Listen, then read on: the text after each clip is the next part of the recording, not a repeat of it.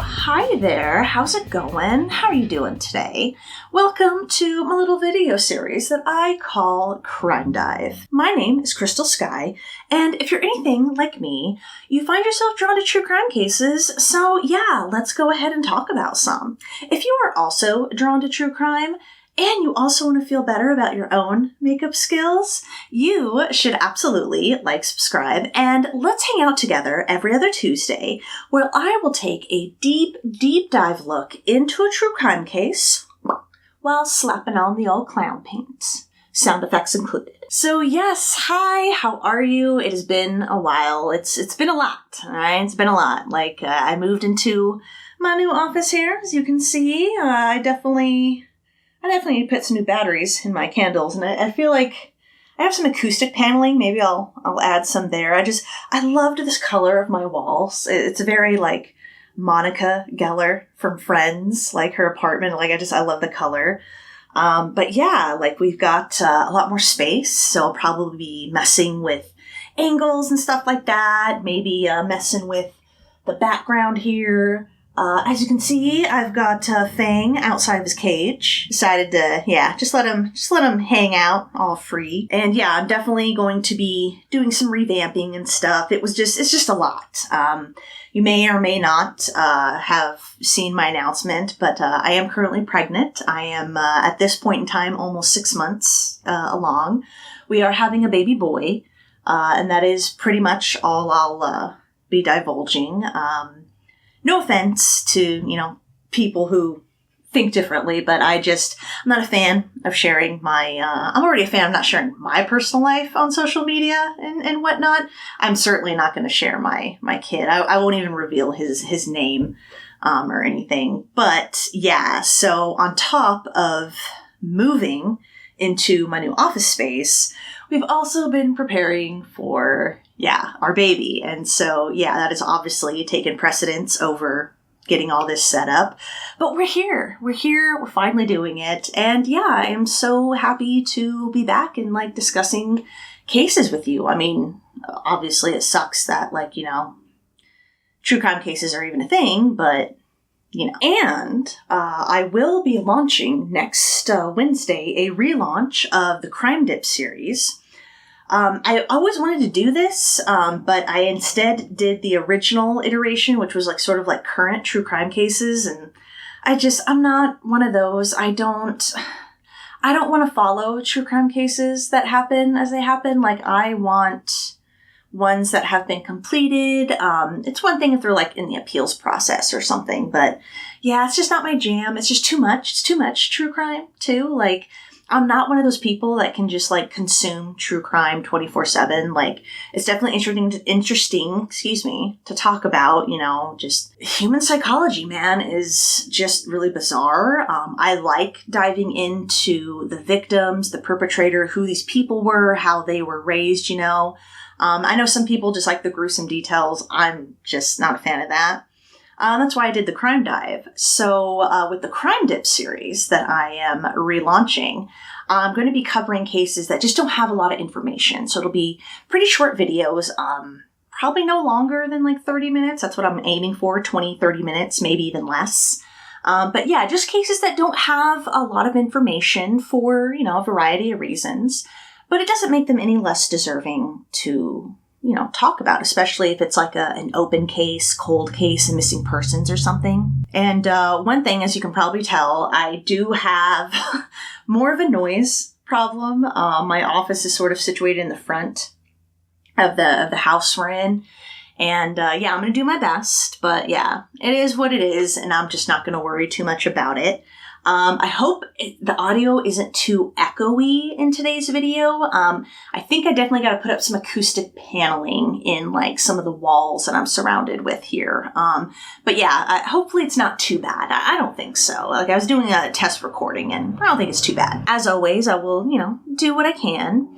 And with that, let's talk about today's case. That's what we're here for. Today's case is an especially bizarre, sad one. It is the case of Daniel Halseth. And he was brutally murdered by his own child. Pretty pretty wild stuff. It's just awful all the way around. We'll get a lot into his ex-wife, which, we'll get into, you'll see. But yeah, like I will warn, we are doing, there will be some cussing. It's a true crime case. So, it is some pretty heavy-handed content. We're not getting too much into like the gruesome, brutal murder, but there is definitely some like explicit content and things that are said, so just, forewarning you, just like to put that out there. And let's go ahead and get started. As per usual, we will start with our victim, Daniel Halseth. So, Daniel Wendell Halseth was born on January 28th, 1976 in Estacada, Oregon. His parents were Christine and Wendell Halseth, and he was mainly raised in Hood River, Oregon. Good Lord. Now, apparently, Daniel's family were among the first colonial settlers in the state of Oregon. So his family had a very long history being in that state. He had 5 brothers named Ben, Tom, Michael, Gerald, and Timothy, as well as a sister named Leslie. Now, I don't know the exact details, but I do know that Gerald and Timothy unfortunately passed away. After graduating Hood River Valley High School, Daniel attended Western Oregon University, and there he earned a bachelor's degree. And his bachelor's was in music. Apparently, he was known as Drummer Dan at the school. And, as you can tell from the nickname, played the drums as well as the piano. He then went on to get a master's from Corbin University, which is a small Christian school. He then got a job after getting his master's as a telecommunications specialist. Daniel's family said that he really loved fitness, loved the outdoors. I mean, who wouldn't? Like Oregon, Washington, the entire Pacific Northwest is beautiful. He was very passionate about music, obviously. He had a degree in it. He had a, quote, sincere smile, and lived by the classic saying, quote, always stop and smell the roses. And they also said that Daniel was one of those people that, quote, loved making a difference. Now, let's get a little bit into who Daniel would end up marrying. Her name was Elizabeth Nicole Schwarrick, and she was born on February 5th, 1983. She was born in Salem, Oregon, and her mother was Candy Schwarrick. I don't really know anything about Elizabeth's father.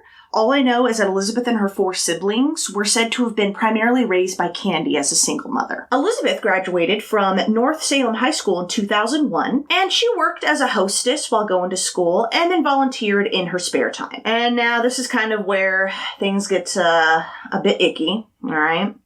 So while she was a senior in high school, 18-year-old Elizabeth met and started dating 25-year-old Daniel. Yeah, not a fan of that age gap at all. Talk about vastly different stages of life. I mean, he had a fucking master's degree, for crying out loud, you know what I mean? And she was still in high school.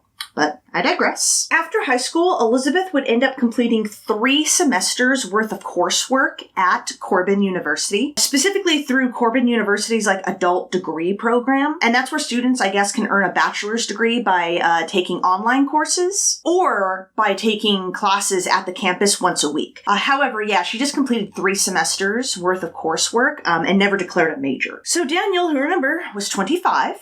Married Elizabeth, who remember, was 18 on July 2nd, 2001 in Turner, Oregon, right after Elizabeth graduated high school. They would end up having 3 children, a daughter born in 2002, a son born in 2003, and their youngest, another daughter who they named Sierra Halseth, who was born on December 16th, 2004. Yeah, 2002, 2003, 2004. She was just pregnant back to back. And I honestly, as someone, who is pregnant, I don't understand how women can do that. They say, medically, your body needs at least a year to recover. Dudes, pregnancy and giving birth is trauma. So I don't know how women do that. That is definitely not my cup of tea. I'm one and done. Now, family members would later say that out of all the Halseth children, Sierra was definitely the most moody and withdrawn. Her siblings seemed to be a little more outgoing, maybe. Now, in February 2003, before Sierra was born, Elizabeth got a job as a dispatcher for a company called BC Towing. And they were a tow truck operator company that had 24/7 drivers. She was also, I guess she was considered a co-employee of a worker leasing company named TNT. And apparently TNT did like administrative and HR work for BC Towing. They were specifically contracted with them to do those kinds of things. Now, in the first 6 weeks of Elizabeth's employment at BC Towing, she complained to management about, some male coworkers kind of brushing up against her, being made to feel a little uncomfortable with their comments and stuff. In late March, early April of that year, she specifically reported 2 male coworkers who were making her feel this way: Tommy Gardner and Kevin Stutrude. And she was reporting them for sexual harassment. But apparently, as is so commonly done, BC Towing didn't really do much about her complaints, because in June and July of that year, all BC Towing did was have a, sexual harassment seminar for its employees. In August, Elizabeth was still complaining about sexual harassment from these two. So she had a meeting with 2 managers of TNT, because remember, TNT was contracted to do HR work for BC Towing. They gave her their card and told Elizabeth to contact them with any further complaints or, questions, concerns, that kind of thing. Now, Elizabeth claimed that she tried to contact them twice. She tried to contact them 2 more times after this meeting to no avail. And then finally, on September 13th, 2003, Elizabeth was fired, which, of course, led her to sue them, BC Towing, her 2 coworkers, Tommy and Kevin, and TNT for retaliatory firing. Apparently, when this went to court, they all moved for summary judgment, and it all seemed to be granted. Elizabeth seemed to win on most of her issues. However, the presiding judge, Judge Gelderks, did say that TNT was not responsible for, her sexual harassment or even her firing because, Elizabeth wasn't directly employed by them. They didn't pay her. They didn't control her wage or time clock or anything like that. And he ruled that only actual employers, are liable and held responsible for sexual harassment. Now, it seems like Elizabeth did file an appeal on that specific front for TNT's role in it. She thought that they also had a role in all this. And District Judge Michael Mossman seemed to agree with her. So it looks like a default judgment was granted against Tommy. Couldn't find any new information about Kevin. And when Elizabeth won her case against BC Towing, she did win a pretty, good chunk of money. I couldn't find reports that stated what it was. It was just an undisclosed amount. She also won attorney's fees covered by BC Towing, and that totaled in the amount of $115,412,000. And then, because some of the records weren't very clear, apparently Judge Mossman also gave her all that, and then I seemed to disagree with her about agree with her, about TNT's role in all this. So I don't know if they also covered her attorney's fees and what. A lot of these records weren't they weren't exactly sealed, but that there wasn't a lot of information available, So in 2006, the Halseth family relocated to Las Vegas, Nevada. And at this time, Nevada was coming off of the tail end of an all-time economic boom, I believe, in IT and tech. And Daniel worked in IT, so made sense. However, that same year they moved there to Las Vegas, Daniel lost his job.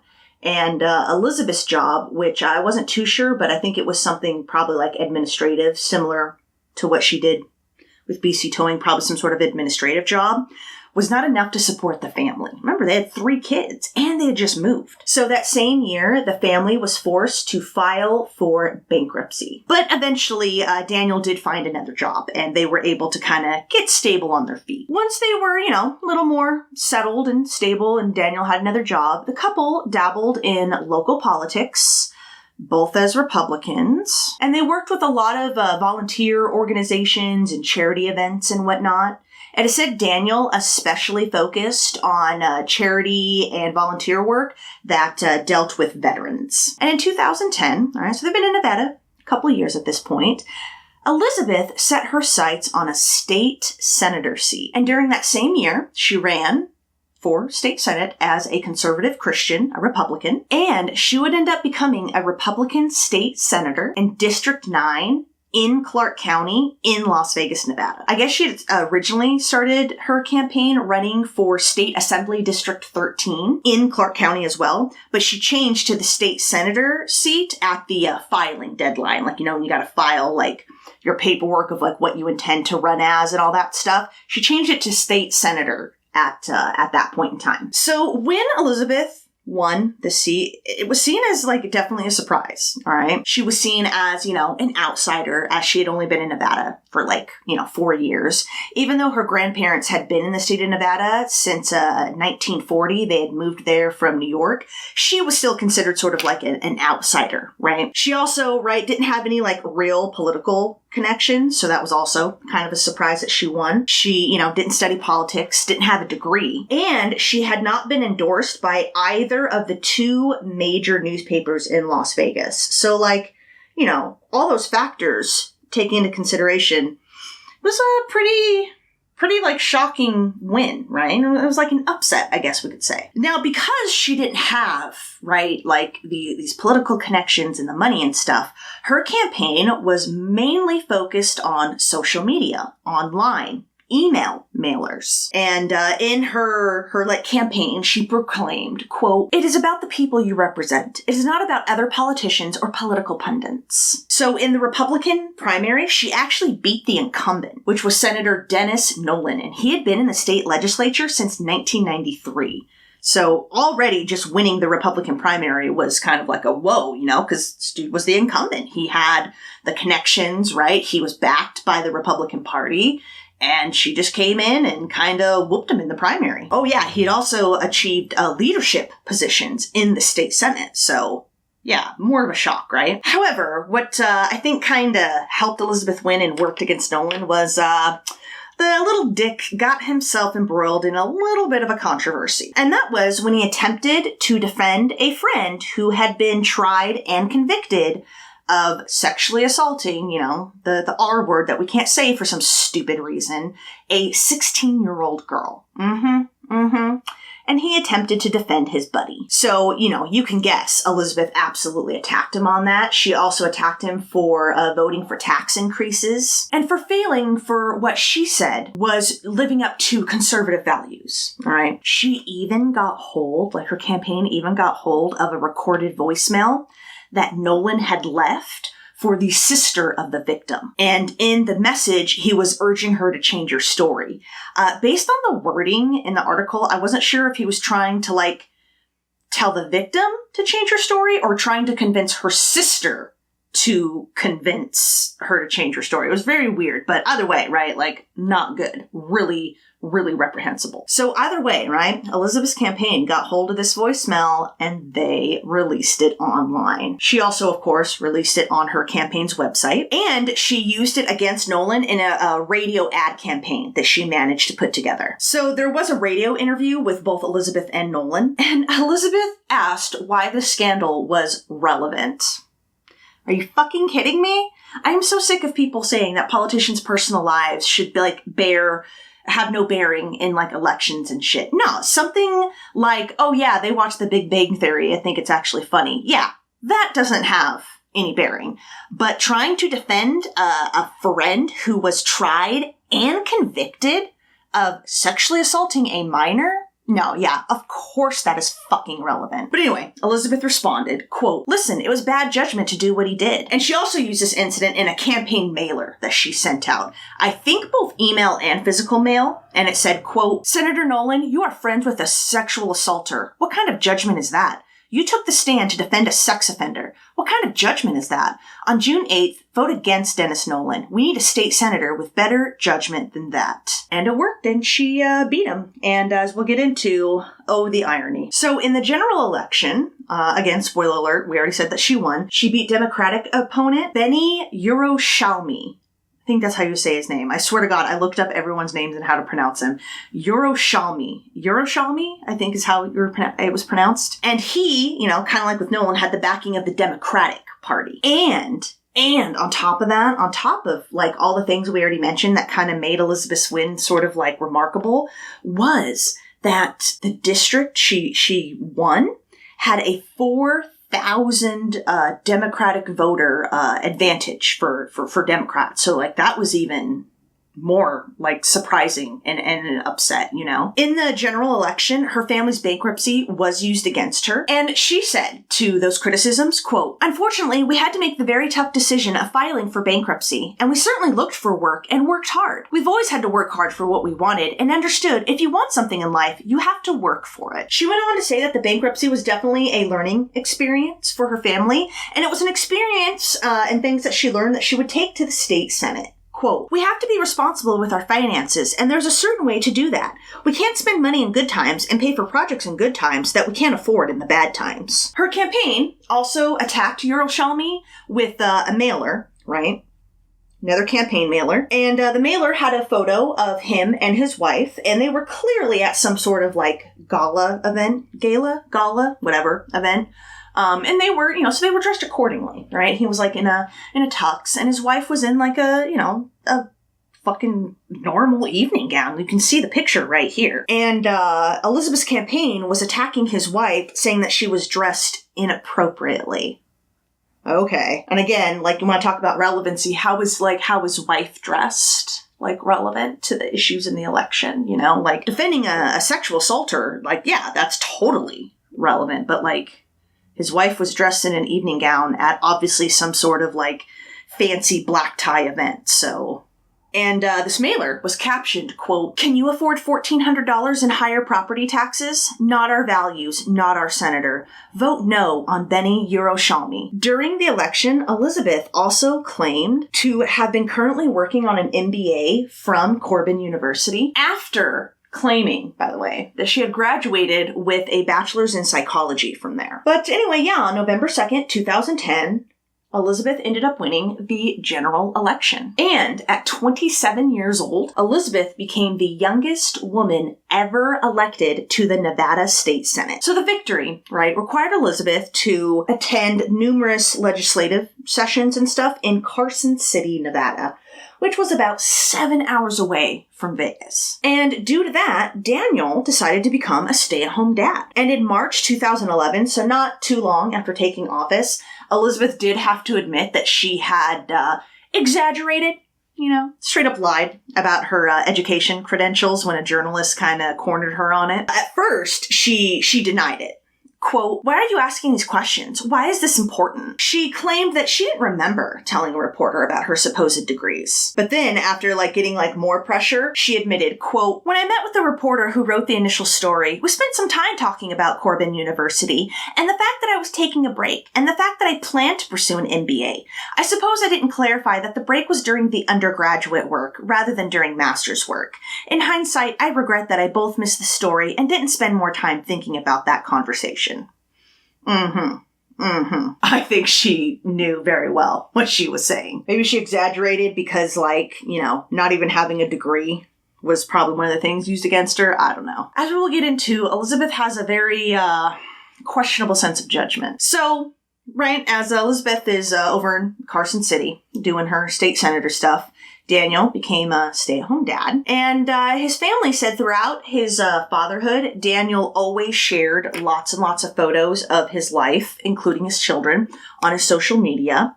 As I said in the intro, not too big a fan of that for me personally.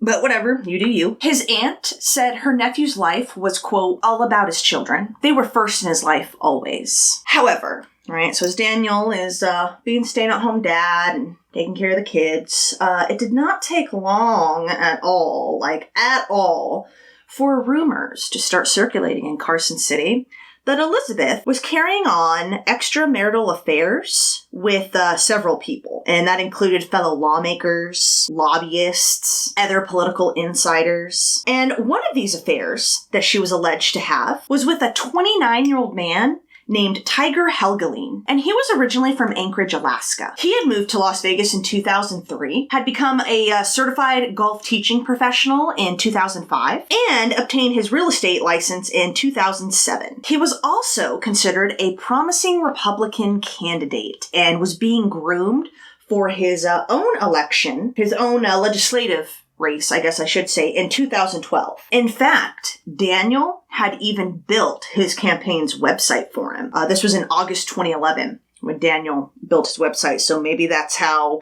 Tiger and Elizabeth met, started talking. After Elizabeth and Tiger made a trip to Elko, Nevada, they went together and it was for a mining tour. It seems that's when like the rumors really like heated up and kind of exploded. And it seemed to be because of the mining association that they took the tour with, posted a photo of the group of the mining tour on their social media, I think on their Twitter.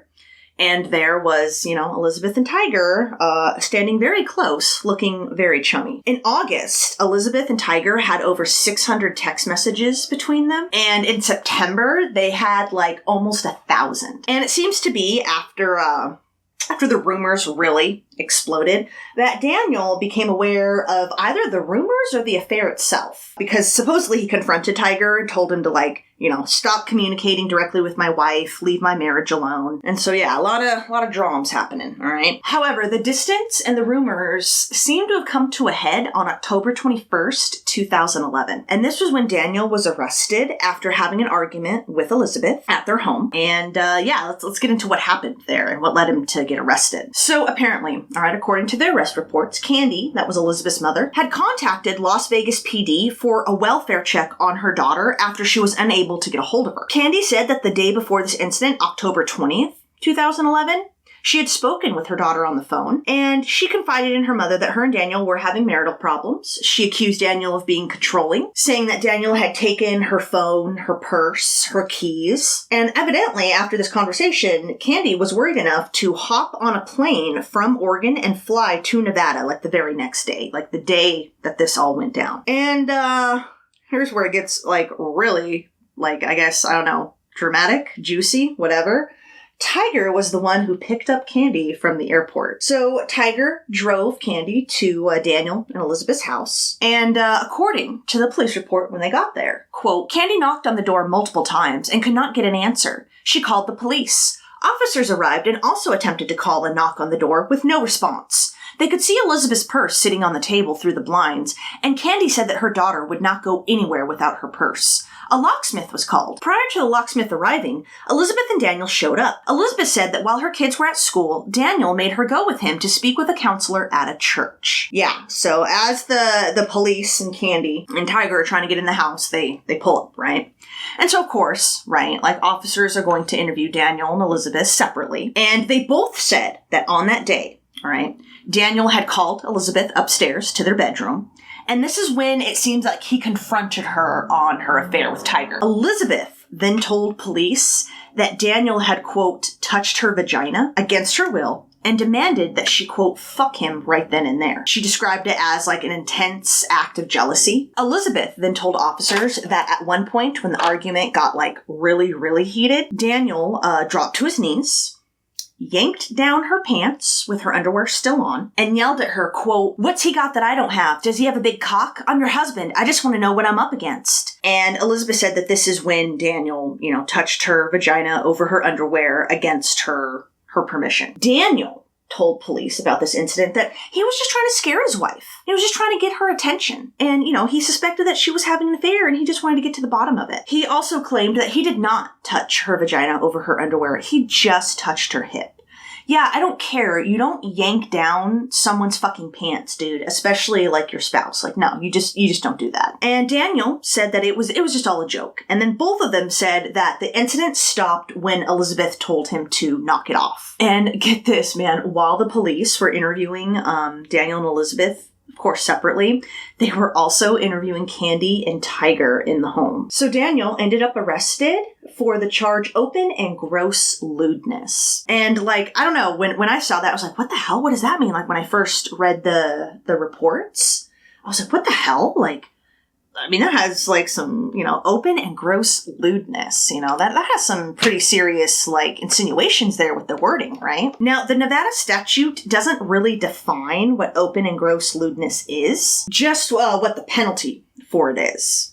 But I did find a Nevada defense attorney. His name was Michael Becker of the defense group, who kind of outlined what exactly this charge was, what it means. And on the website, It says, open and gross lewdness is, quote, a common charge that we see in Las Vegas, and usually it has to do with somebody who inappropriately touches somebody else, usually at a club or a bar. It's a very common charge. In reviewing the case law, our best definition of Nevada's open or gross lewdness is that it involves exposing one's private parts or engaging in sexual activity either in public or in any context that would offend other people. Becker was not involved in Daniel's case whatsoever. I was just trying to find, like, some sort of, like, definition of what exactly that was. And yeah, that was, like, the best definition I could find. Which, doesn't that seem kind of weird to have, like, a statute that doesn't have, like, a specific definition? I don't know. Maybe there's, like, a lawyer out there that can kind of, like, explain why that is. So, as you can guess, right, after Daniel's arrest, it did make the news, of course, right? Local politician's husband arrested for open and gross lewdness. And it was after the story broke that the affair between Tiger and Elizabeth really, really exploded. Like, it was already, like, pretty big, but it, like, really exploded at this point. And as such, Tiger's name was dropped in a lot of media reports. His name was in the police reports. And his political career was ended before it even got a chance to begin. Apparently, in a story about this in the Las Vegas Review-Journal that was published on their website on October 28th, in the comment section, I thought it was really interesting, there was a user with the username Steve.Daniels, and he came after someone who was trying to defend Elizabeth, and I just thought it was, like, interesting what his comment said. Quote, the truth of the matter is you have only your sweet senator to blame for her downfall. She cheated on her husband, bro, plain and simple. And when he confronted her, she lied, and a family matter got ugly. So, while her husband's choice was a bad one, go ask Tiger Helgelien, the real estate guy who thinks he is a political guy, why your beloved state senator is messing around with him. When you get that answer, you get to the bottom of this sad, sad tale. Again, though, like, I'm not going to defend yanking someone's pants down. I don't care if the underwear was on or not. I don't care if you touched her fucking hip or her vagina. That's just uncalled for. That's not what you do. No. You don't ever put your hands on someone like that without their permission or consent. Plain and simple. Like, I get it. Heated, right? Cheated and whatnot. But, like, yeah, that's not an excuse to sexually assault someone, sexually harass, kill someone. Like, it's not an excuse. And in November 2011, after a bunch of failed marriage counseling, and after a little over 10 years of marriage, Daniel officially filed for divorce from Elizabeth. And he eventually moved into his own apartment in Las Vegas. And, yeah, the custody battle that him and Elizabeth had was very bitter, very long, very contentious. It was not a good time. So among some of the arguments that Daniel had in the custody battle was the child support payments that the court had ordered him to pay. He had a problem with them. So the court had ordered him to pay $2,274 a month in child support. But Daniel tried to argue that, like, at the time of this custody battle of the divorce, he was underemployed,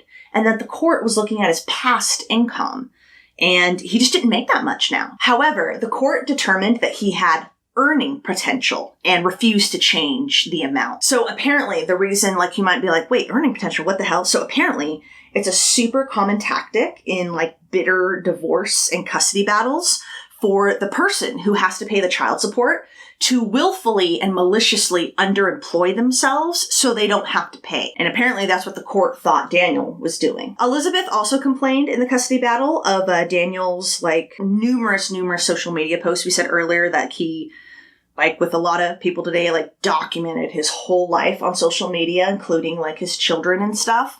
And Elizabeth was claiming that a lot of his posts were directed at her. And like I said, yeah, like, Daniel, you know, he documented, like, he took a lot of selfies, a lot of pictures of himself, his children, his cat Orange. He posted all kinds of stuff. In his Facebook bio, he wrote, quote, looking for things that inspire me while sharing things that lift others. Chivalry is not dead. He shared his personal photography on Facebook, Instagram, and Pinterest. And those were mainly, like, photos of, like, the whole, like, Las Vegas Valley area when he'd go, like, hiking and stuff. Remember, we said that he was a big fan of the outdoors. And he documented and put lots of pictures of, like, his personal photography as he traveled. He went to, like, Oakland, California, Providence, Rhode Island, Boston, Massachusetts.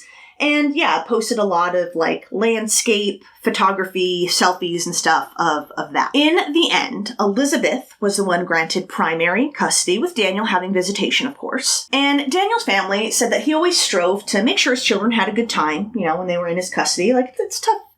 it's tough to have your parents divorce. It's already tough in the best of circumstances, but to, have a really bitter custody battle, believe me, I know, like, it's tough. And so Daniel's family said that he always tried to have his children, like, have a good time when they were with him. And they said that Daniel especially went out of his way to try to make his youngest, Sierra, have a good time.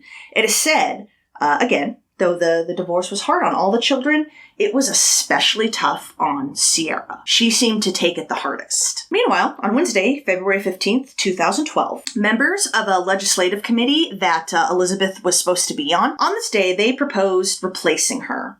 And they said it was due to the fact that she just was missing a lot of meetings, and she was just notoriously difficult to get a hold of. Like, the contact number they had for her was actually disconnected. And on Friday, February 17th, 2012, Elizabeth opted to resign from her position, citing an, quote, incredibly difficult private matter. She stated she, quote, simply cannot provide the level of service she felt her constituents deserved, and proclaimed that she needed to focus on getting a better paying job while still being a mother to her 3 children. She said that she was having a hard time finding work in Nevada, and this was due to being what she said was, quote, regularly demonized by selfish partisans and a handful of reckless bloggers with personal agendas of salacious, unfounded personal attacks on me. Nevada leads the nation in unemployment, and we have a president that continues to make it difficult for Nevada businesses to grow, invest, and create jobs. I have seen this firsthand as I continue to try unsuccessfully to find a job. Now, I read some people who were kind of skeptical of this reason or excuse. They're just like, your state senator, like, yeah, there's no way that she couldn't have found some kind of work in Nevada, but, whatever. During her tenure, by the way, as state senator, she vehemently opposed legislating rights for transgendered people. Big shock. And what's funny, in a poll conducted by the Las Vegas Review-Journal, Elizabeth was the worst ranked state senator, and this was among legislatures, reporters, and lobbyists. Meanwhile, Daniel wrote the Las Vegas Review-Journal because, his name was also attached to this, and in an email about just, like, the whole thing, like, his arrest, her resigning, and all that. He said it was, quote, a sad story, and went on to say, quote, along with this, the ability for me to clear my name of any wrongdoing brought on vindictively, I pray for peace and that this will be old news soon and everybody can move on from this horrible pain. I think it's a sad story about a very beautiful, promising family that was impacted by the influence of power in a young family.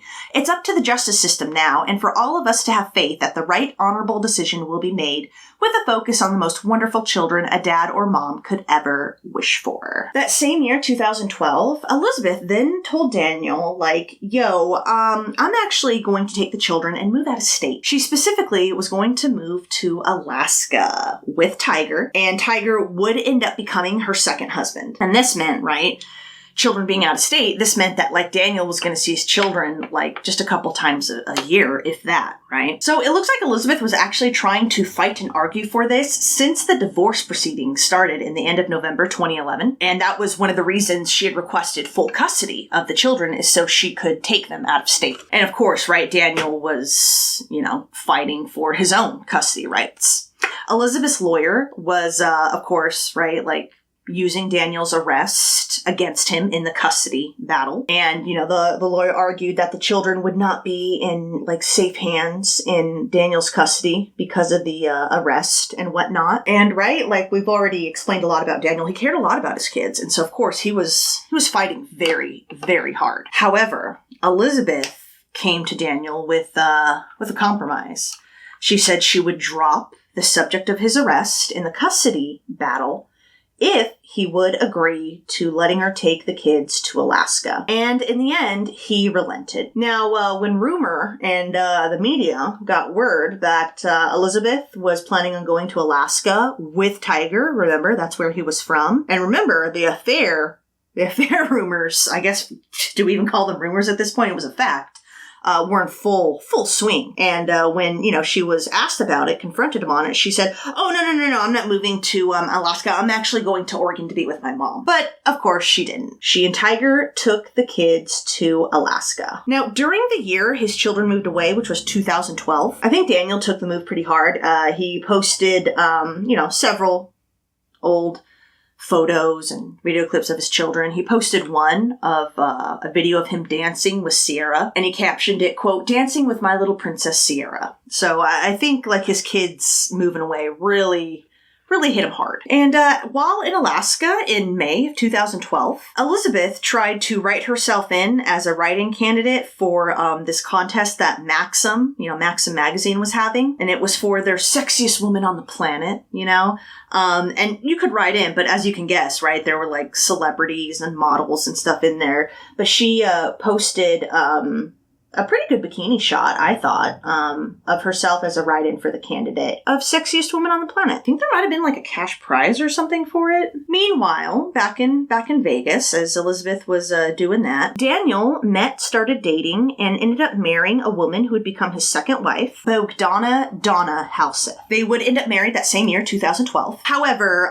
the marriage would only last about 7 years. They did end up divorcing in 2019. So, meanwhile, getting back to Daniel's arrest, a year after his arrest, on October 15th, 2012, Daniel agreed to plead guilty to lesser charges, and he opted to plead guilty to 2 misdemeanor counts of coercion and battery. And he was sentenced by Judge Jennifer Tagalati, I think that's how you say her name, to 6 months probation, have no contact, quote, whatsoever with his ex-wife, stay out of trouble, take anger management classes, and either pay a $975 fine or serve 97 hours of community service. He had first been indicted of August of that year on 2 felony counts of coercion and battery, and the misdemeanor count of open and gross lewdness. So instead, he got a plea deal and pled guilty to 2 misdemeanor counts. Daniel did not attend his actual sentencing hearing, but his plea was entered by his attorney, Michael Morey, at the hearing. And I'm not sure if he opted to pay the fine or do the community service. Meanwhile, in Alaska, Elizabeth married her second husband, Tiger Helgelien. She became Elizabeth Helgelien. And it seems that Sierra and her older sister did participate in some beauty pageants, while they were there. But personally. In a 2015 online issue of an online magazine called Pageantry Magazine, I don't know why I can't say that word, a caption underneath a photo of Sierra read, quote, Alaska preteen sweetheart, and a caption under a photo of her older sister read, quote, North to the future junior sweetheart. Meanwhile, right, Daniel continued his life. Like we said, he married Donna. He ended up moving to Addison, Texas, and he was working as an IT specialist for a company that was based in the Dallas-Fort Worth area. All the while, right, continuing to document his life via social media as he did, including proclaiming his support for Donald Trump in 2015. Plano, Texas radio host and friend of Daniel's, Mark Warner, he said Daniel would always be photographing everything, including right when he was at events, parties, whatever, like everything. He just documented. Mark said that Daniel told him that he wanted to capture the memories. Quote, he had a smile that would extend from cheek to cheek, and he loved helping people. Now, eventually, I'm not sure exactly when on like the timeline here, but eventually Daniel would move back to Vegas. In 2018, Elizabeth, Tiger, and her children, remember she's Elizabeth Helgelien now, they also moved back to Vegas. So I'm not sure if maybe this is what prompted Daniel to move back to Vegas. The timeline seems kind of sketchy and weird. Couldn't find a lot of information, but it did happen that Elizabeth and Daniel both were in Vegas. When Elizabeth got to Vegas, she did get her real estate license and attempted to once again run for political office for state senate. She specifically was running for the state senate seat in District 8. The state senator who had the seat, Patricia Farley, was the subject of a recall election, even though she said that she was not going to run for re-election. But Elizabeth said regardless of the recall efforts, she was still going to run. Quote, I'm not sure how the recall is going to turn out, but I'm definitely running for office in 2018. I'm in a very safe, secure place in my life, claiming that her children were asking her when she would run for office again. I don't know, do you think her children were actually asking? Like, I would think being a child of a politician, doesn't matter if it's the state level or national level would be a pain in the ass. Elizabeth said that she wanted to focus heavily on education, work on diversifying Nevada's economy beyond tourism and mining, and also working on legislation to protect women. As long as they weren't trans women, though, right, Elizabeth? Quote, the more that we can get power down to the local levels, the better. And on June 12th, 2018, Elizabeth came in dead last in the 6-person nonpartisan primary. Dead last. Democrat Marilyn Dondero Loop would end up winning the seat, and that was during the general election, which was held on November 6th, 2018. Meanwhile, right, going back to Daniel, it was reported that he was, as you can guess, right, like thrilled to be able to see his children again. And as soon as Elizabeth had moved back, he started disputing the custody agreement. He wanted more custody of his children. And, you know, again, I'm pretty sure, especially when they moved back, and even when they were in Alaska, Daniel did have visitation rights, you know what I mean? I don't know if his children visited him when they were in Alaska. Not sure, but they did have visitation with him for sure when they were all in Vegas. For a while, they lived, when they would come over to stay with him, he was living with a good friend of his for 10 years, a woman named Peggy Newman. However, it wasn't long, right, after they had moved back and they're disputing the custody agreement, that Sierra started texting her father and texting him kind of disturbing things, saying that she did not really feel safe at her mother and stepfather's home. In June of 2020, Sierra and her siblings, right, they visited Daniel for one of their visitations, but after this particular visit, Sierra refused to go back to her mother's home. The next month in July, Daniel ended up moving into a house that Peggy rented out to him. It was a 4-bedroom house, and it was in Northwest Las Vegas, near Durango and Alta Drives. In August, right, I think he let Sierra stay with him.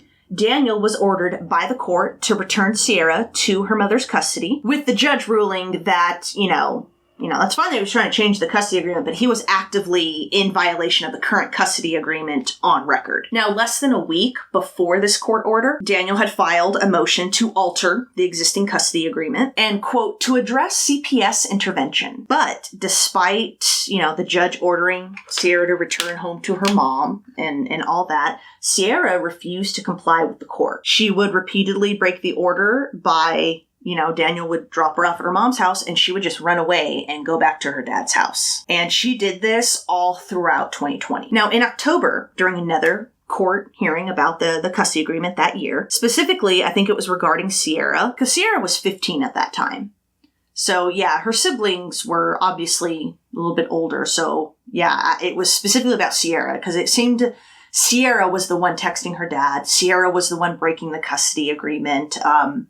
No information was available about the other two and how they felt or anything like that. It was primarily about Sierra. And apparently CPS did speak with Sierra, as well as the presiding judge who was handling the custody dispute. And that was family court judge Charles Hoskin. He was overseeing this. And after speaking with CPS, he said, quote, something else is going on with Sierra. I don't know yet what that is, whether it's parental alienation, whether that's human trafficking, whether that's manipulation, and I don't know who at this point is to blame for that. I saw a lot of things with Sierra that caused me concern. It indicates to me that something else is going on with Sierra, and I don't know who at this point is to blame for that, but I'm less concerned about placing blame than I am with regard to this child and the child's relationship with a parent. We need to get therapy in place at this point moving forward. I haven't gotten to the bottom of what or isn't happening with Sierra, but I am extremely concerned with what is or is not happening with Sierra. Hopefully, this is not something one of the two of you are promoting, because the lifetime damage to this child is something you'll have to bear on your conscience moving forward. Yeah, so not sure. Don't know what exactly was happening there. I have no idea. But I will say, as someone who was forced to go into a parent's custody that they didn't want, it does seem kind of weird to me that, she's 15, on the verge of being 16.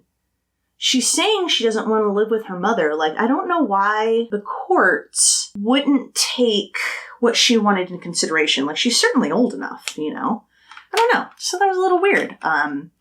Maybe it was the interview with CPS, and that's what kind of quirked up Judge Hoskins' eyebrow, and he was like, whoa, what the hell? Now, before another hearing that was set for December happened, Daniel filed a letter with the court, which he claimed was written by Sierra. And Judge Hoskins was not a fan of this. He admonished Daniel, telling him, quote, "It's wholly inappropriate to involve a child to this level. I would think as long as we've been litigating this case, you would be aware of the inappropriate nature of having a child be this involved in the litigation." But again, just makes me wonder, like, why is no one listening to Sierra? Like, I wonder what CPS heard, saw, what she told them. Like, something's not adding up here, right? I don't know, maybe the state laws are different in Nevada or something, but I just think it's weird. It's like, okay, she's like, 15, 16. Like, that's certainly old enough to know what you want and don't want.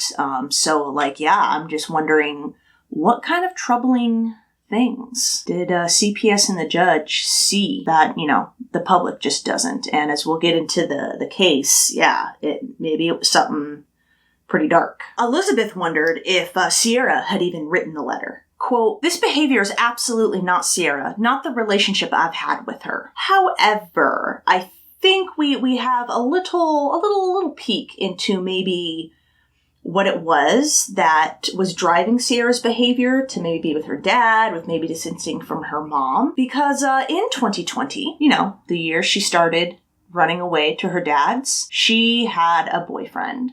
From June 2020 to December of that year, 15-year-old Sierra started dating 18-year-old Aaron Guerrero.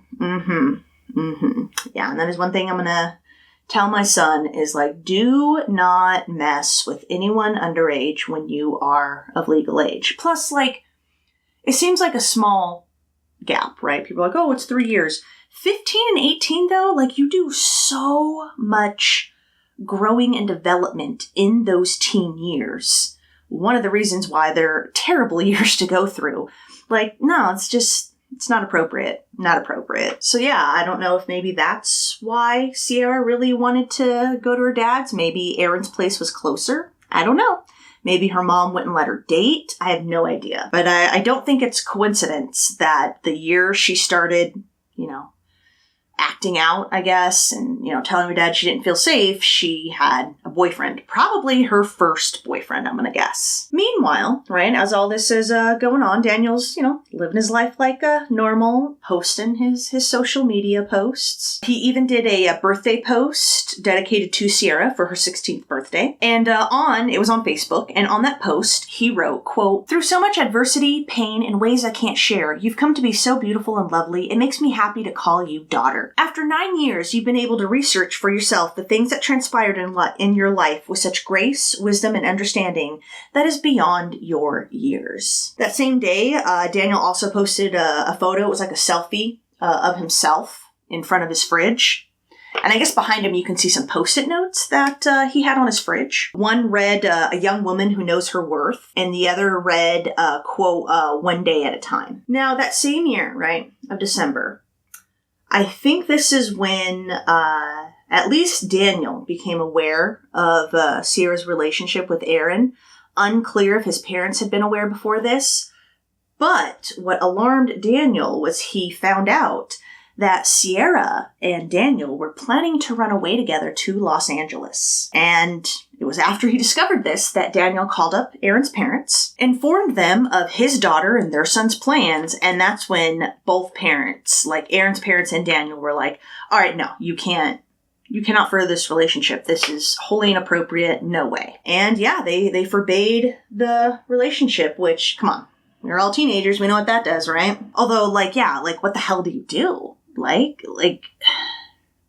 Yeah, what a messy, awful situation for a parent to be in. So let's jump forward to early March 2021, the next year. Pretty sure Sierra and Aaron did not stop seeing each other. But at this point, yeah, custody battle was still ongoing, with Judge Hoskins still overseeing it. And I'm guessing maybe at this point Sierra was primarily staying with Daniel, because Judge Hoskins said, quote, "This entire case discourages me. It is possible that after taking evidence, I just ripped the child out of Dad's home and put the child solely in Mom's home." Yeah, don't know context of that, just the quote. And Elizabeth had told the court, Quote, Daniel in his home isn't a healthy one. He has clearly been bashing me and speaking negatively about me and lying to Sierra, which has negatively impacted my relationship with her. I want my daughter back. I want her to be healthy again and emotionally, mentally, spiritually, and physically healthy again. I want what's best for her. And Daniel had replied to that accusation, quote, it feels like reality TV every time I hear Elizabeth speak. I have no idea why she's saying the things she's saying. He claimed that Sierra was in a toxic environment at Elizabeth and Tiger's home. And, quote, the living arrangements are perfect here in regards to his 4-bedroom house. Elizabeth said that all of Daniel's allegations were made up, and she accused Daniel of not making a sincere effort to return Sierra to her custody, despite court orders. Quote, he can say he returned her, but it was an obvious plan for her to return to him in a couple of hours, and he literally just dropped her off to say, Your Honor, I followed the court orders to drop her off. Judge Hoskin said that he was disturbed by the lack of communication between Elizabeth and Sierra, and he wanted Sierra to be interviewed through what is known as family court mediation. So, like maybe family court therapy or something, like a mediator. And now let's kind of, let's get into the events of today's case. So on April 3rd, 2021, 6 days before the events of today's case, Daniel posted an old fuzzy photo of Sierra when she was super little. And she's like wrapped in a little pink towel and she's like, little, she like her finger in her mouth and stuff. She's kind of shy. And Daniel, asked her to say hi to the camera and she's like, hi. So yeah, I think Daniel was still posting and documenting, probably primarily about Sierra just because of the ongoing custody issues and stuff. And on April 8th, 2021, in the pre-dawn hours, all right, so we're talking super early, maybe 2, 3 in the morning, Aaron ran away from home and he met up with Sierra, his minor-aged girlfriend. And over the next few hours, surveillance footage from several ATMs showed Sierra and Aaron using Daniel's debit card, which Sierra had stolen, to withdraw hundreds of dollars of money from a joint account that Daniel had with Donna. Though they were divorced at this time, they still had some shared debts that they kept an account for. And after getting the money at several different ATMs, several surveillance footage from different stores shows the couple buying various items. And these items included a circular saw blades, bleach, lighter fluid, drop cloths, and disposable gloves. There was specifically footage of Sierra buying bleach from a Winco, and specifically footage of Aaron purchasing a saw, lighter fluid, gloves, and other various items from Home Depot. Meanwhile, right, being as she was still on the account, Donna, of course, saw the transactions on the ATMs. And, this was very out of character of Daniel. She was like, what the hell? And so she attempted to text her ex-husband, hey, is everything okay? What's going on, right? This is very, very unusual behavior. When he didn't respond to any of her texts, after a while, she attempted to call him. But again, he didn't answer. And again, this is later in the day on April 8th because, Aaron and Sierra had done all their shopping and, stealing the money from the ATMs very early in the morning, pre-dawn hours, they met up. So spent all of super early in the morning going to those various stores. And this is when we're going to get into it. On that very same morning of April 8th, Sierra, who was 15, Aaron, who was 18, stabbed Daniel, who was 45 years old, approximately 70 times. Yeah, 70 times. And the autopsy reports would later state that of the 70 sharp force injuries that, he received, 42 were in the back of his head, neck, and torso. Yeah, brutal. At least 3 of the stab wounds punctured Daniel's lungs, while other wounds were superficial, and other stab wounds he received left a ladder-like pattern. Those were specifically on his forearm. Additionally, Daniel suffered blunt force trauma to his chest, left shoulder, and his back. After he was dead, Sierra and Aaron then inflicted several post-mortem stabs to him, including cuts, which included a saw-type wound, according to the autopsy reports. That was on his right wrist, the saw marks on his right wrist. And it appeared that after the murder, Aaron and Sierra had attempted to dismember her father's body, which is why they needed the circular saw and the saws that they purchased. But they were unable to. I have to imagine, this is really gruesome, but like I have to imagine that like dismembering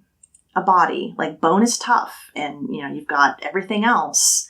Like it's not like in the movies, right? Like it's not an easy thing. So I'm guessing they realized how messy and tough it was and gave it up, I guess. So after abandoning the dismembering plan, they then put Daniel's body in a sleeping bag and set it on fire, leaving his charred body in the garage near the door. And I was unclear if it was like the actual garage door that lifts up or the door that like goes from the house to the garage. 40% of Daniel's body would end up being burnt. And other reports indicate, due to other things that the police would find at the house, that it seems that Sierra and Aaron may have even attempted to burn the house down. So during this day of April 8th, because it seemed like they kind of did this in the morning. So during this day/evening, Daniel's mother, you know, Sierra's grandmother, Christine, she attempted to get hold of her son. She attempted to text him after Donna, who was unable to get a hold of him, like, you know, asked her, you know, hey, can you see if you can get a hold of him? However, as with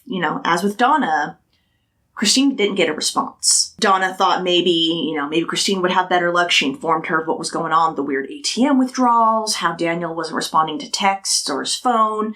And so she was like, well, maybe his mother will be able to get a hold of him, you know? Later on that evening, right after receiving no response from her son, Christine decided to text her granddaughter, Sierra, since she knew Sierra was staying with him. She texted her at 8:25 p.m. Quote, hey, Sierra, I'm trying to get a hold of your dad. Where is he? And Sierra never responded. She ignored the text message. At 8:40 p.m., Christine texted her again. Quote, no answer, so I left her a message to text or call, and I'm not sure who the her was referring to, if that was maybe a typo. And 4 minutes later, Sierra did respond to this text message with, quote, his phone has been acting up, but he's okay. It should be all fixed by tomorrow night. No worries, with a little smiley emoji. And so, of course, right, Christine is kind of relieved at the moment, because, like, I mean, why would you expect your own fucking granddaughter to kill her father, your son, right? And so Christine just texted back, quote, thank you so much for getting back to me. Donna was really worried, with, 3 hearts. Love you. Now, at 9:34 p.m., Christine texted Sierra again, but she texted her a copy of a text that Donna had sent to her. And Donna had written Christine, quote, can you please ask Sierra if he has his computer? And added, quote, this is from Donna. But Sierra never responded. So at 7:39 a.m. the next morning, so we're now on April 9th, Christine texted Sierra again. Quote, does he have his laptop? And still no response, right? Trying to follow up from the text from the previous evening. At 9:47 a.m., Christine texted again. Quote, Sierra, would you please respond? Because your dad should have his laptop, because we need to hear from him. Again, no response. At 9:51 a.m., Christine texted again. Quote, Peggy might come over and check. This is ridiculous. He has his laptop and Donna's concerned. So am I. Christine had called Peggy. Remember, that was Daniel's friend that was renting him the house. She had called Peggy to see if she could do a welfare check on Daniel for her. And, this was due to the fact that Sierra was practically ignoring her text. She was like, I know Sierra is seeing my texts. She's a 16-year-old girl. Like, I know she's seeing my texts. So she was asking Peggy to do a welfare check on her son. However, Peggy would not be able to do a welfare check until later in that morning or day. At 10:09 a.m., after still not hearing from either her son or her granddaughter, Christine texted Sierra again. Quote, got someone to do welfare check. And then, as soon as she sent that, 2 minutes later, Sierra texted her grandmother back. Quote, yes, Peggy is coming over. 2 minutes after that, Christine texted back. Quote, would you please have your dad call me on your phone? Sierra responded with, quote, yes, but Peggy wants to call him first. He's in the shower, with a little smiley emoji. At 10:31 a.m., after having enough of this back and forth, like clearly something was wrong now, right? Christine texted Sierra, quote, okay, Sierra, I want a call from your dad right away. I am very serious. A minute or two later, Christine followed up that text with, quote, Sierra, all in caps, I want to talk to my son. What is the problem here? With like a bunch of question marks. At 10:42 a.m., Christine texted again. Quote, do I need to call the police? Joey and Peggy are on their way. And Sierra still never responded. At 11:26 a.m., Christine texted again. Sierra! All caps. I guess I'll call your mom and see where you are because Dan is not in the shower. Still no response. at 11:45 a.m. Quote, "Why are you doing this?" And Christine then called Sierra and demanded to speak with her son. Sierra repeated the lie that he was in the shower. Let's remember how long it's been now. But Christine, had had enough. And, she was pretty much like, you either put your father on the phone right now or I'm calling the police because something's not right. So you better get your father on the phone this instant. And at that point, Sierra hung up on her grandmother. At 12:24 p.m., Christine texted her again, quote, "Why are you doing this? Now the police are involved." 20 minutes later, Sierra and Aaron took off, stealing Daniel's 2016 Nissan Altima. They stuffed a bloody rug in the trunk, and surveillance footage showed the vehicle leaving the Las Vegas area. They would end up in Salt Lake City, Utah, and we'll get to that in a moment. So, as to her word, Christine called the Las Vegas PD, and she called them at 1:46 p.m. to conduct a welfare check. And she told them, quote, "He's been missing for 2 days. His work's called, his family's called, I've called, his ex-wife's called, and there's nobody answering the phone. And nobody, there's nothing. He lives with his 16-year-old daughter who is not answering the phone or replying to a text.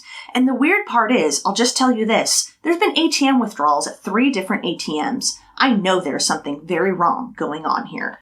Yep. So in the meantime, right, as Christine was phoning in that welfare check, Peggy managed to make it over to Daniel's house to do the welfare check. She actually waited in the driveway in her car for her friend Joey to accompany her because she was kind of creeped out by all this. This was all very weird, very strange.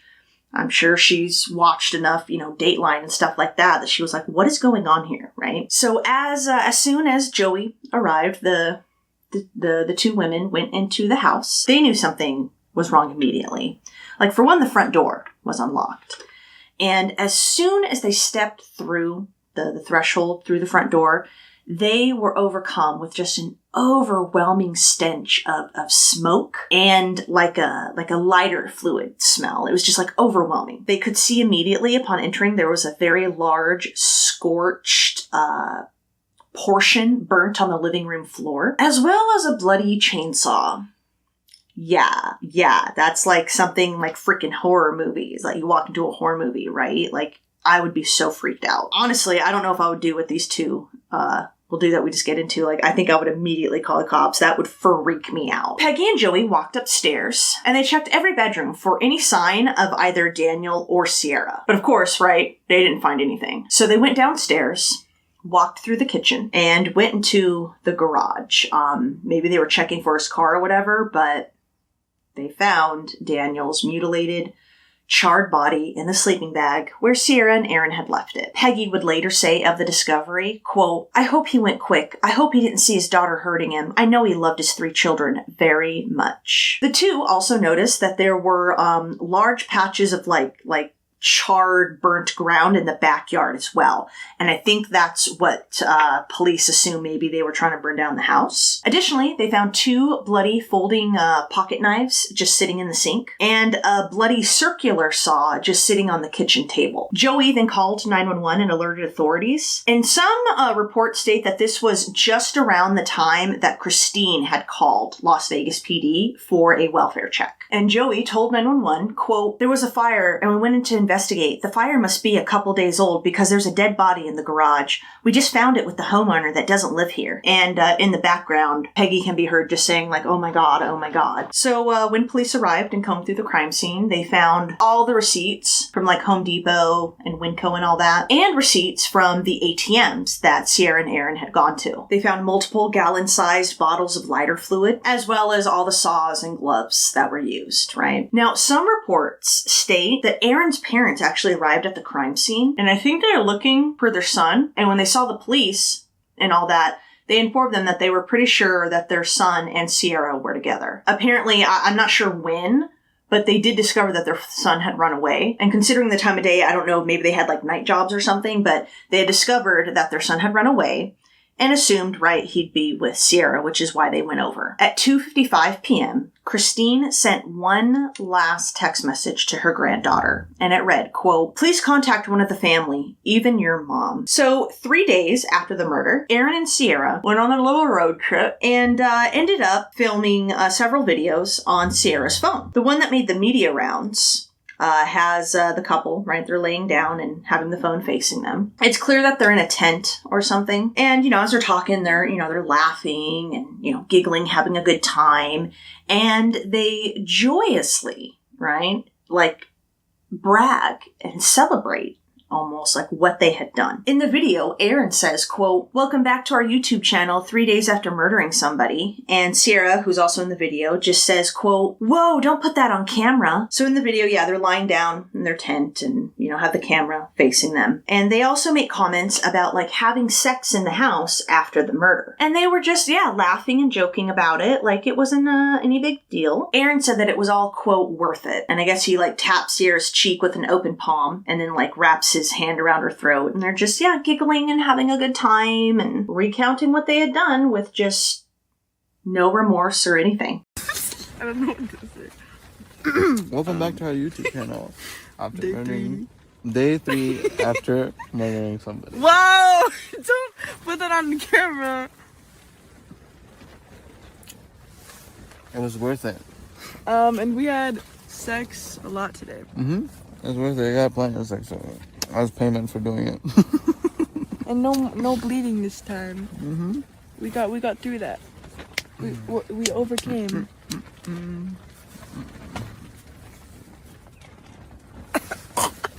Yeah. So yeah.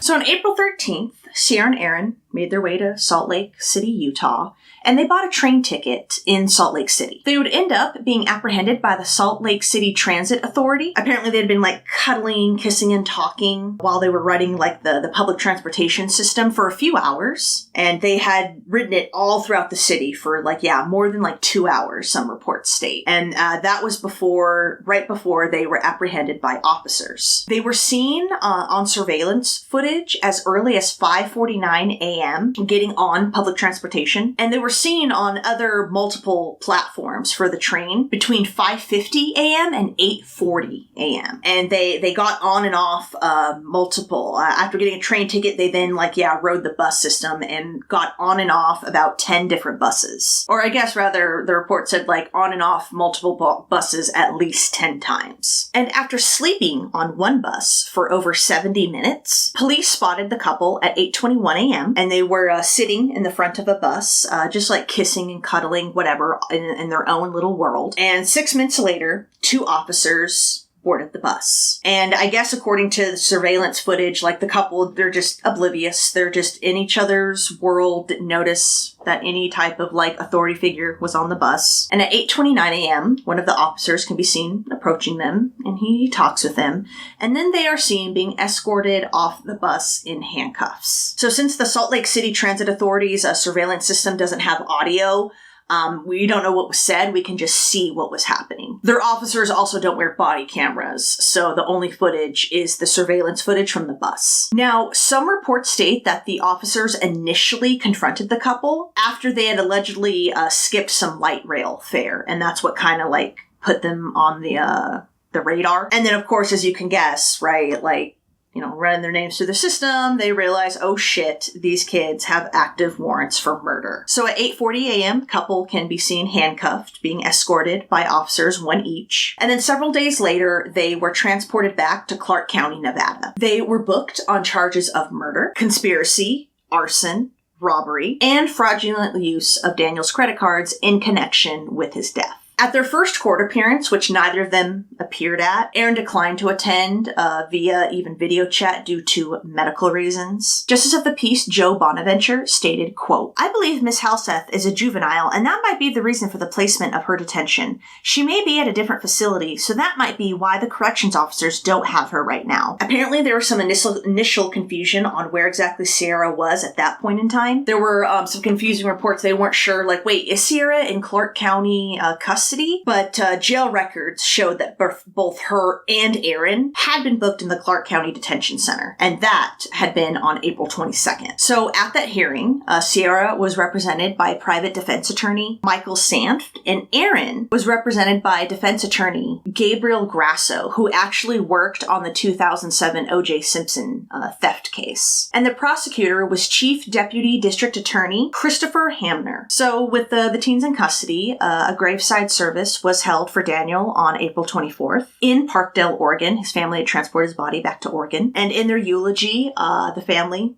of course, made no mention of Sierra, just saying that he was survived by 2 loving children. And in lieu of flowers, his family requested that donations be made to the Daniel Halseth Hello Friends Legacy Fund. They would put, from that fund, they would put contributions to charitable organizations that Daniel was really fond of that had to do with like music, vets, wellness, and that kind of stuff. In May, Hamner announced that they were contemplating the death penalty for Aaron.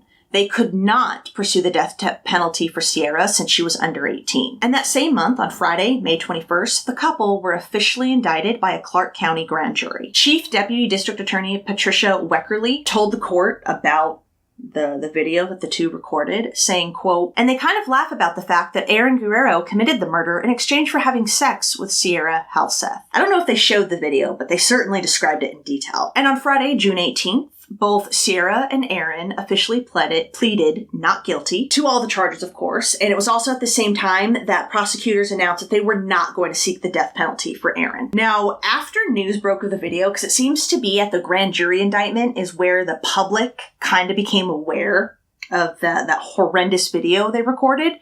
And I think that's when Daniel's family found out about it. And so after news of that broke, Daniel's aunt, Diane Wendt, released a statement on behalf of the family that read, quote, "Daniel Halseth was first and foremost a loving father, brother, and son who was the heart of the Halseth family. To have him taken from us in such a horrific, savage, senseless, and violent act of murder leaves us heartbroken, and our grief is unyielding. The total lack of remorse on display in the video is both reprehensible and unforgivable. While we are grateful for the work of the detectives and the district attorney, we are waiting for justice to be served with the maximum accountability allowed. We loved Dan very much, and we miss him every moment of the day. This is the only statement we will be making and ask for privacy and understanding." Sanft, who remember was Sierra's attorney, made a statement that said, quote, "There's more to the story than what we've heard so far and what's been released in the media. It's a process, and this process takes time, and at some point in the future, there will be a complete picture for everyone to understand as to what happened and why this happened.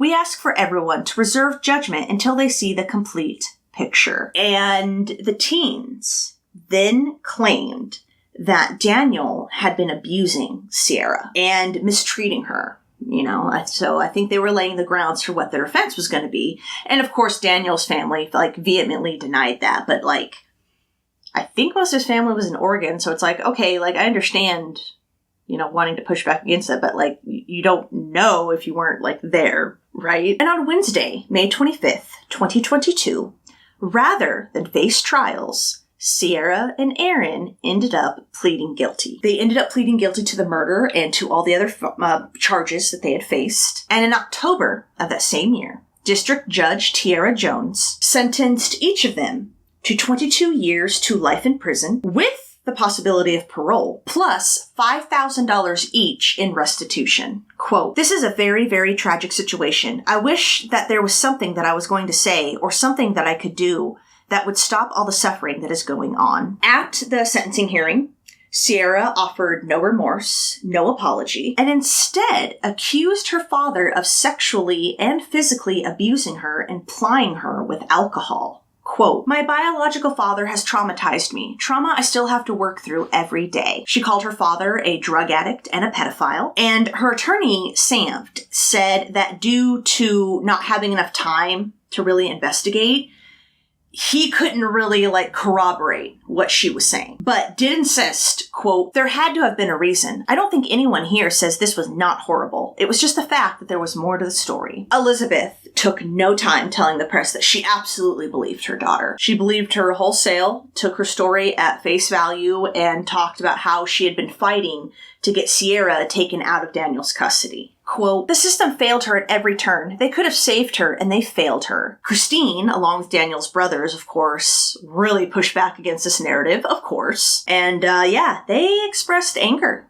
at Sierra for, her lack of remorse, these accusations, what she did. Like, they were thoroughly disgusted with her. And they even voiced that they wished that she had gotten the death penalty. Christine said what her granddaughter said was, quote, "nothing but a lie." Ben claimed that his brother was a, quote, "great father," and, quote, "all he wanted in life was to be a great dad to his kids." Tom, Daniel's other brother, tearfully said, quote, "I can hear my brother asking me to forgive, and to be honest, I'm not sure that's even possible." Aaron, meanwhile, at his sentencing, he did offer an apology and remorse for what he did. And part of his statement read, quote, "He didn't deserve to pass in such a horrible way." Sierra is serving her time at the Florence McClure Women's Correctional Center, and that is located in Las Vegas. And Aaron is serving his time at the High Desert State Prison, which is in Indian Springs, Nevada. Now, in November of that same year, before Aaron was transferred to the High Desert Prison, Aaron did an interview with a local news outlet. It was 8 News Now, and he sat down with their reporter, Vanessa Murphy. And in that interview, he kind of detailed the moments leading up to the murder. Quote, "She got the weapon first, and I always carry a weapon, so,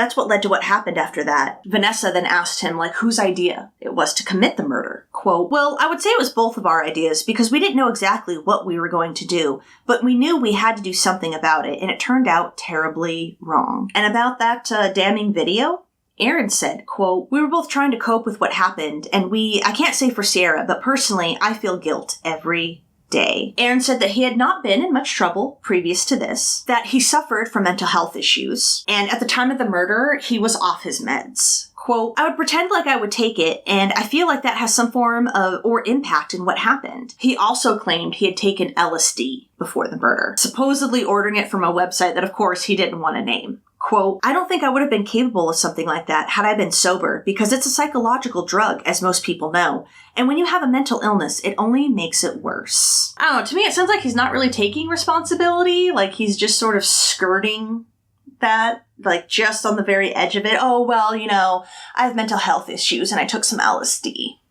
There are plenty of people with mental health issues who dabble in LSD who don't end up committing a gruesome murder. But whatever. He said that in prison, he was taking his proper medication, and he said that if he was ever granted parole, he would want to show the Halseth family that he was a changed person. Quote, "By proving to them that I'm not a monster, that I still have potential to be a functioning member of society and can benefit society." He said he had no plans to ever be in contact with Sierra ever again. Quote, "I think I acted more out of impulse than what you would call love." What I thought was interesting about Aaron's interview is that, he made no mention about Sierra's allegations.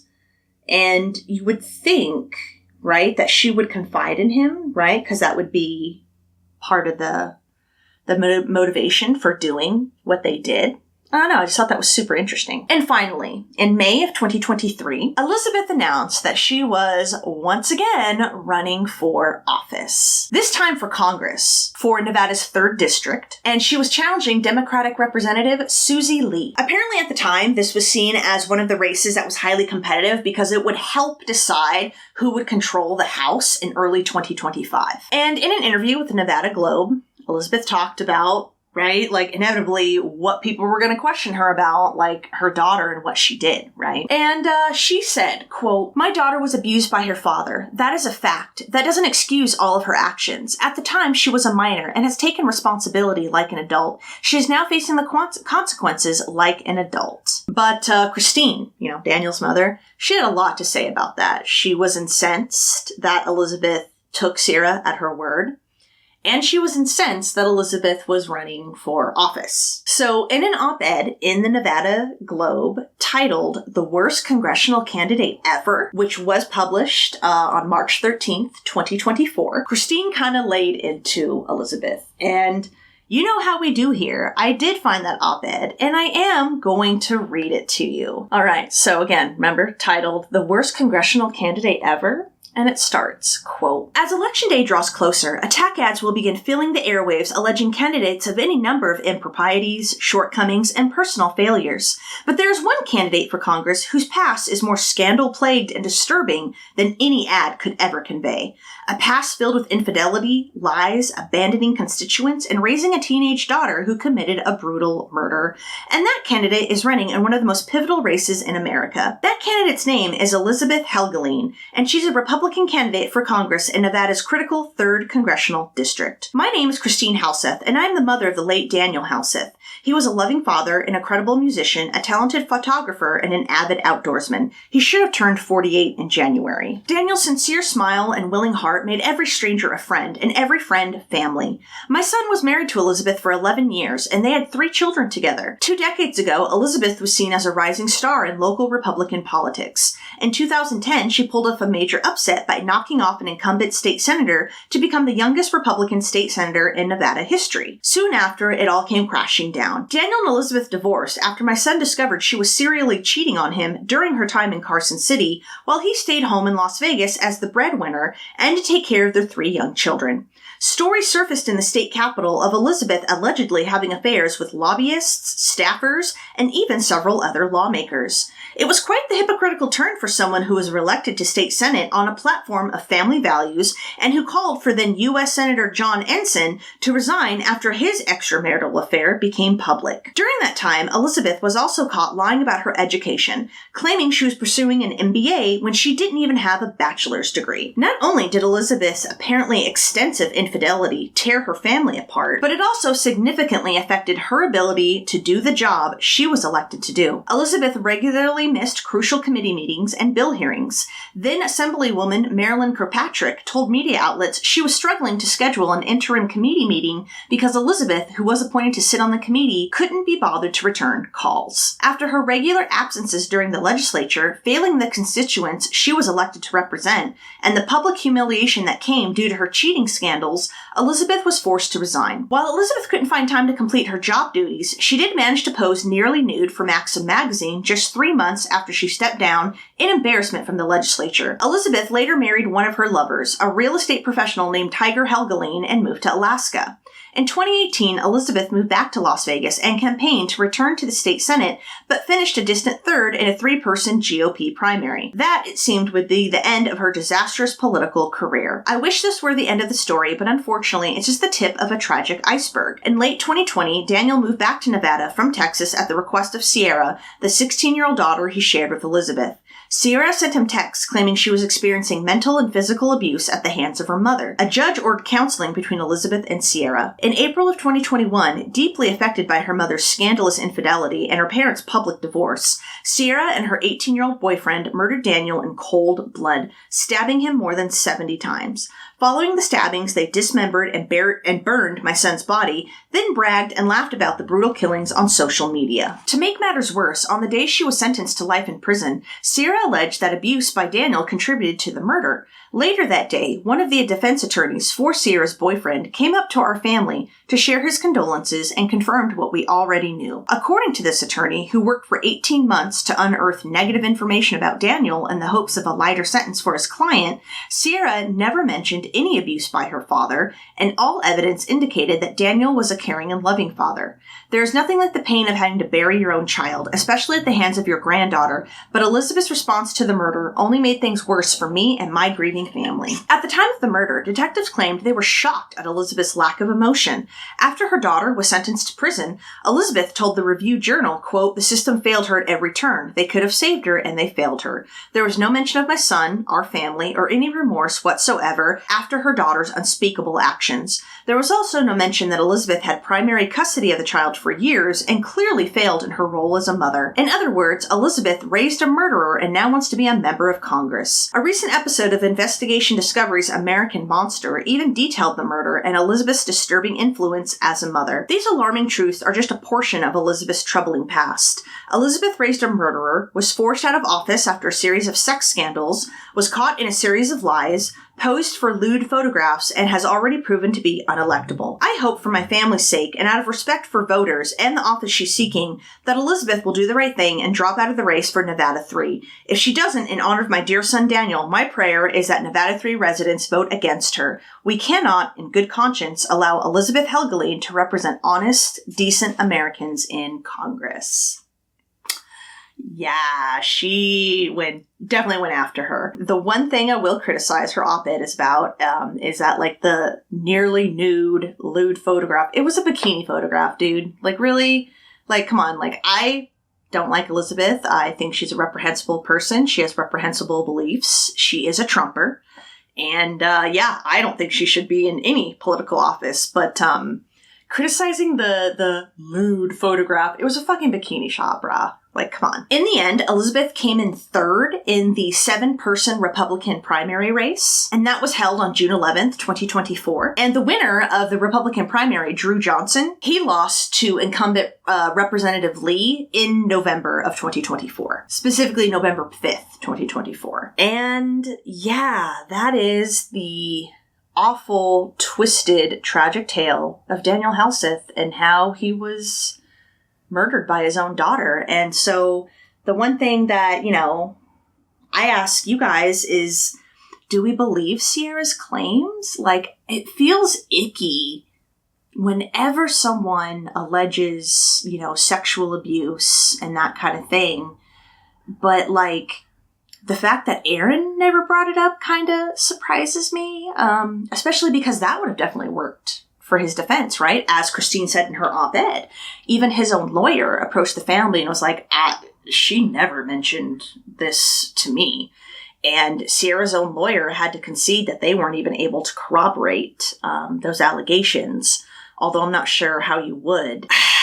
Yeah, I don't know. Like, I kind of lean towards not believing Sierra, which again kind of gives me an icky feeling. Like, because if she was abused, that's terrible. But like, it's really awful when people try to throw sexual abuse to get out of stuff or to get even or whatever. Like, that really, really pisses me off and is beyond reprehensible.